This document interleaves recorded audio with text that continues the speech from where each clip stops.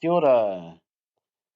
So, I think I should just come out and tell everyone. I've got this thing. I just love turtles. I don't know why. I mean, you look at that turtle. I mean, he's not super cute, really, in my opinion. He's not like impressive like a lion or a tiger, They're like, real impressive creatures. He's just like chill. I mean, I respect that. I don't know. I just like turtles. Sometimes in life you just love stuff. And for me, turtles is one of them things, eh? I mean, so I think about turtles a lot, probably, yeah. And here's something that I learned. Now, here's where I learned it. I was with my whānau in Townsville. It was real hot, and we were trying to get out of the heat, and we were looking up online places with air conditioning. And this thing came up, Turtle Hospital, and it was free. So it was like a hospital for turtles that was free. Well, hey, let's go. And we went there, and the air conditioner wasn't even working. But we didn't care because it was so interesting about like these turtles. And think, in fact, let me show you. I think I've got pictures of them up here. Here, yeah, no. Anyway, it's a turtle hospital. Anyway, I don't want to spend time googling it and all that stuff, but man, was that cool. Hey, we learned a lot about turtles. And one of the problems with turtles is they eat plastic bags like way more than you would think. Um, reason is, like, for turtles, jellyfish, it's like Doritos or something. They're addicted. They love it. It's like a snack. Normally turtles eat that kelp on the bottom of the ocean. Now that's the stuff that floats up like a seaweed, at Tahuna Beach. They eat it when it's still attached to the underground, the ground under the ocean, right? And that's their main sustenance, I think. But when they see a jellyfish, they're like, oh, it's like a special treat. But plastic bags, when they're floating in the water, as you can see some of these pictures, they look a bit like jellyfish for them. And maybe they're not the smartest animal either. I don't know. But they eat them. And then that starts a whole chain of events. Like it creates these air pockets in their digestive system, and those air pockets end up kind of staying inside of their shell. A turtle's shell is part of its body. It's not like something it can climb in and out of like a pair of clothes or something, right? It's an exoskeleton, I'm pretty sure it's called. And yeah, that basically that bubble of air that happens through the plastic degrading inside of the turtle becomes like a part of the turtle, right? And when those air pockets what happens what happens to bubbles underwater? Where do they go? Up, right? So those bubbles create buoyancy, and that turtle who wants to dive down and eat that kelp can't anymore because there's so much upwards buoyancy that it ends up like floating and starving. And another problem is if it's floating, it ends up going with the currents and ends up in those shipping channels with those big, massive boats like you see at the Nelson port. You see sometimes those huge ships come in, hey? Well, those huge ships have huge propellers, and those propellers can like whack the turtle in the back, and it's either a dead turtle or a severely injured turtle. So this hospital we went to actually rehabilitates them, and I mean that was just for me really cool. I guess I was touched or moved or something, and I thought from now on I'm going to be really really careful about plastic bags because I live near the ocean. Here we are, New Zealand. Most New Zealanders live near the ocean. When I lived in Australia, I also lived near the ocean. And what are them plastic bags? When a big wind comes through, those plastic bags oftentimes end up in the water, and then they float around, and then a turtle thinks, "Oi, jellyfish!" Chomp, big problems, right? How easy is that problem to solve though? It's just like don't let plastic bags fly around. Now, I think it was about maybe 5 years ago, Jacinda Ardern and her Labour government, they banned plastic bags at like the New World and the Woolworths and or Countdown, whatever. They banned it. And I think we're the first country in the world to actually ban plastic bags at the checkout, which I thought was cool. I was like, yay, that's a win for the turtles. Uh, there's lots of other reasons to ban plastic bags, but for me, this was the best one, eh? So, but we still get like Ziplocs, and little snack bags, like if you pack your lunch, you'll have some stuff inside of a little bag. Well, if we have a windy day, man, if you lose control of your lunch and don't manage it properly, whoosh, there it goes off into the water. You might see me around campus like picking up stuff. It's usually I'm thinking, it's a plastic bag you can dip in the ocean, murder a turtle. Now, if you walked up to someone and say, hey, do you realize your plastic bags might just murder a turtle? They'd be like, oh no one wants to be a turtle murderer, really, unless they're a complete sicko. But it's really just awareness, just not knowing, right? It's not like people are out to kill turtles. It's just like being unaware, So what I want to try to do is use my skills with this GIMP to create something that's going to bring awareness to the turtle plastic bag problem. That's easily fixed, okay? Now, I've done a pre-search here.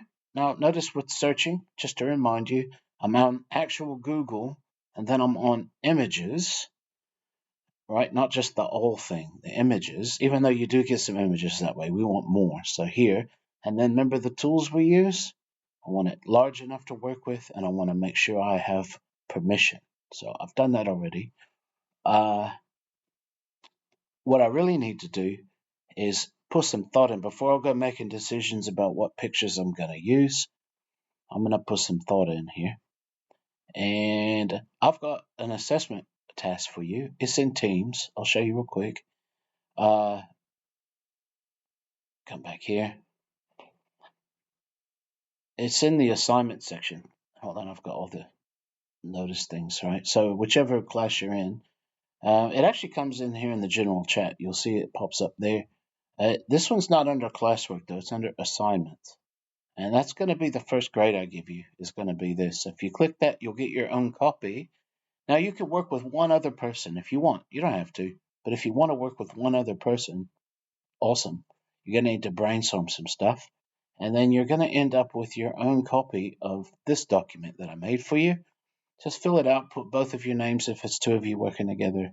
No more than two per group, though. No exceptions. Right? Have a good think. Mine, I already know what my cause is. It's to save the turtles from eating the plastic bags, but it could be like bullying, whatever. Have a good think. Have a brainstorm and think what really means something to you. What do you think could easily be fixed? What's so frustrating? Because like all people need to do is know about it, and we can help. All right. So have a good think before you start, working. Put why you chose it. I've already filled this out for my thing because it really does help to make a better outcome, right? Who needs to hear it? Really, everyone needs to hear it. But I like to think globally, act locally. So who's local for me? Students at Nayland College. This is where I spend most of the time during the school year. Right? What's the best way to reach those people? A poster. I thought about a poster, but then I thought, you know what? We get so many posters throughout the year. I wonder if people even notice them. So I was like, yeah, let's just do like a meme, something that can go on Instagram or something, and I can share it around or whatever. And why do I think that'd be the most? Well, I just explained why it's most impactful. I think posters may or may not. For your thing, poster might be the right solution, but you need to put some thought into that. And then this is important: success criteria. If you remember we watched that slideshow about stuff that fails.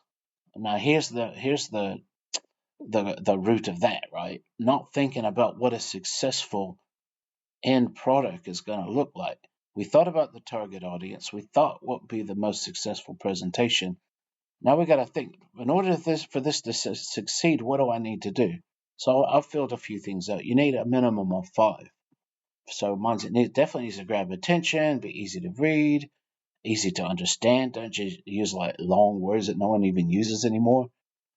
Spelling, obviously, I don't want to look silly. And I like color. I think color achieves a lot of the attention grabbing. So for me, that's good. And also think about failure. Like, what would make this completely flop? the text isn't easy to read, if the contrast is bad, where I can't make things out clearly, trying to be cool or whatever, like when adults try to use like words or whatever that are like, say, it's a kind of cringe, I mean, not kind of, it's pretty much one of the most cringe things that can ever happen. So I don't do that. I try not to. Uh, I mean, it just looks aggressively out of touch, really.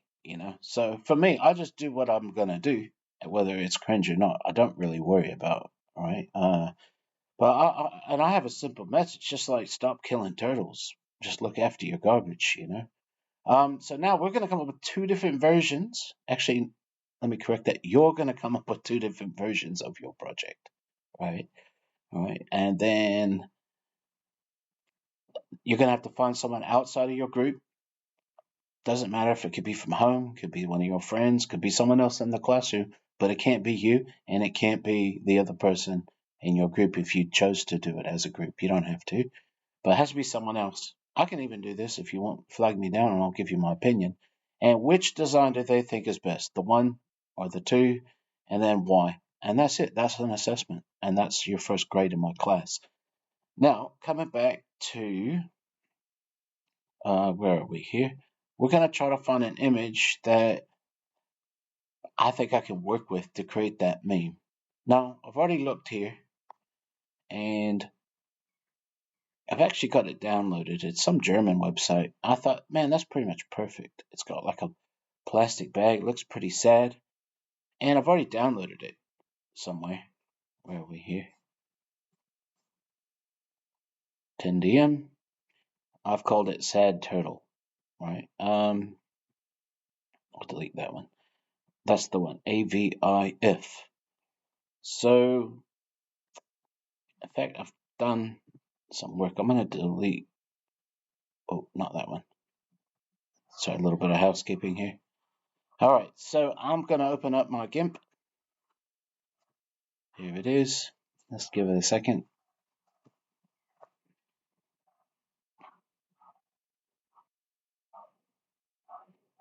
Cool. And I'm going to create, well, I'm going to open that file that I just downloaded here.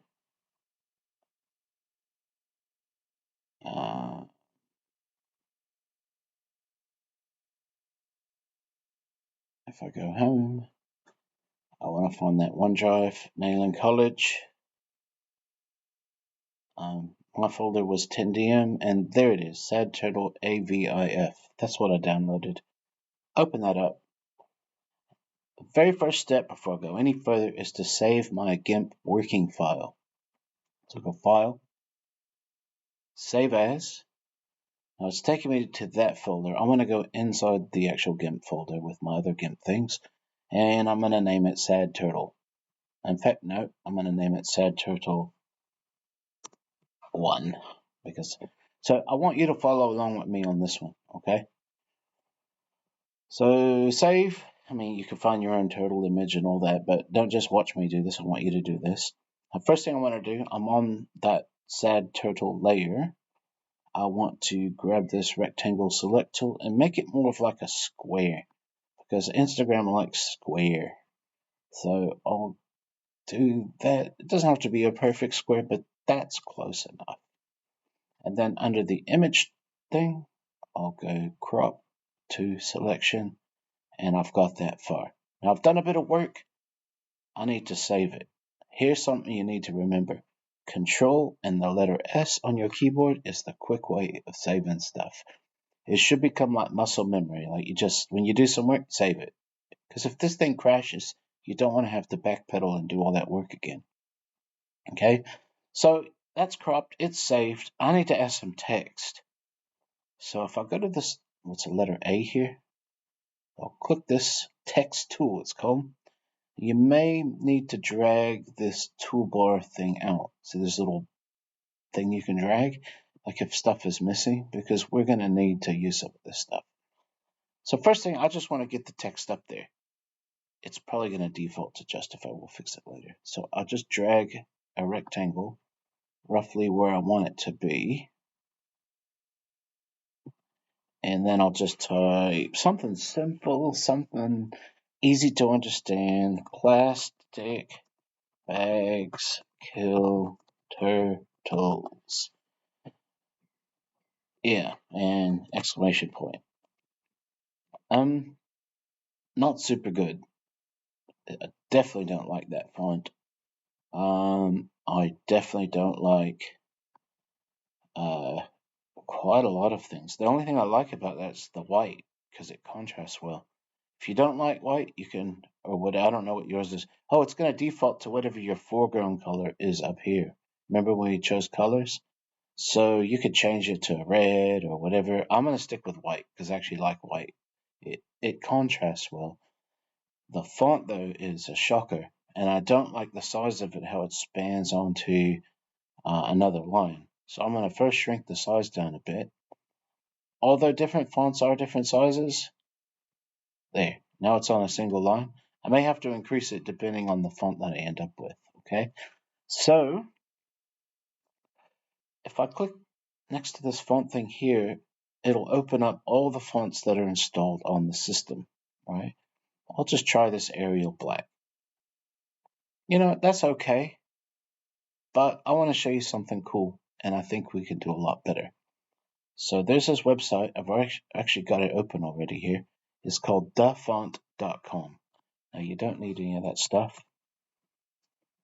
The font is your friend. It's all free. Everything here is free and legal, and there's thousands and thousands of fonts. Actually, 95,259 and growing. Now, the kind of font I want is, well, to be honest, something like that, except for I don't want all caps, because to me, all caps is like yelling at people, and I don't want to like yell at people about the turtles. I do want to get their attention, but I think that can be achieved without yelling. Okay, so we're going to have to learn about serifs and sans serifs. All right, serifs, as you can see on this particular font, those little flares at the end of the letters, those are called serifs. Like if I click on the filter up here, serifs, you'll see lots of examples. See all those little decorative flares at the end? Like that's a great example. Like every line practically has a decorative flare. Those are called serifs. It's just something with typesetting that goes back to the time where they used to have machines that they typeset different letters and characters. So we don't want serif for these. I don't want serif for mine. You may need it. I don't know. You choose, right? Whatever you think's the most appropriate for your outcome. I'm gonna go sans serif. Sans serif just means without serif. It's like Latin, I think. So these fonts, as you can see, don't have the serif. So I don't want all caps. Roboto overused. I'm trying to find something that's pretty perfect. That not bad. Not too stylish and distractive. This one. I'm gonna go with that. Now I could there's like 162 more pages. I'm gonna go with that one. Now to actually get that font on my system that I can use into GIMP,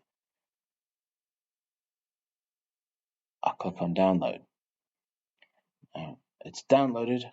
I'm going to open this file explorer box here, and I'm going to go to my downloads folder here. What's this thing called? Alta Has Grotesque. So if I double click that zip file, I see all the actual fonts are there. I want the one that's a bit bold, so I've got two different versions. These are just like places, whatever. I'm going to click the bold one and double click it, and it should open this up, and I can get a good view of how the font actually looks. I'm happy with it, so I click install. And that should install across your whole system. You can use it in Word or whatever. And I'm going to X out of that now, right? In fact, I'm going to go back to my DM GIMP. Now, I'm pretty sure that the GIMP is not going to have that font. It was called ALTE. Nah, it's not there. But that's cool. I'll Control S, save my work, close GIMP. Then Well, it just happens to be it's right here for me. I can double click that file or just open GIMP. I mean, that's my working file that I just saved. It should reopen it for me. Also, you just open GIMP and you'll get this little dialog here. You'll be able to find your file here. Just remember it's the XCF working file. The other thing you can do is File, Open Recent, and it should be there for you as well.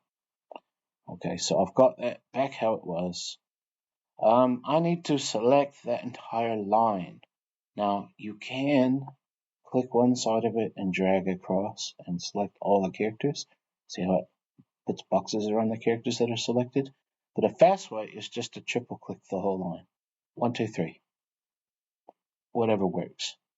And then I'm going to go back to this font thing and there it is, Alt House Grotesque Bold. I don't even know how to say that properly, but I'll click it, and now I've got that font in the system ready to use. Except for I want it centered, so easy fix. I just have it selected, and I come here to centered. And I also want it to be bigger. I want it to span the whole width.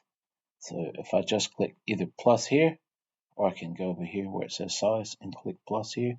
Just keep clicking it until it's not growing. Anyway, that didn't work. This does. Click that till it's about the right size I want, and I'm nearly done. I'm going to go to this move tool and make sure I'm on an actual letter when I'm trying to move it. I'm going to move it so it's kind of in between the top of the turtle and the top of the page. And then Control S, save, and I need to export it like we've done before. File, export as. Now this picture is more of an actual like photograph. So I don't want PNG. PNG is for like cartoons, things with just a few colors. So if I go to select file types, and you may need to like drag this up or down so that you can see all of it on your screen at one time. I'm going to go down to our JPEG, JPEG image, and it should change that to JPG. That's what I want. I'm going to export that. It's going to ask me what quality, etc. It remembered last one, 90. Then go export, and it should be right here. There we go. That's my actual final thing. If I double click it, that's my outcome. It's simple, but I think it works. Yeah.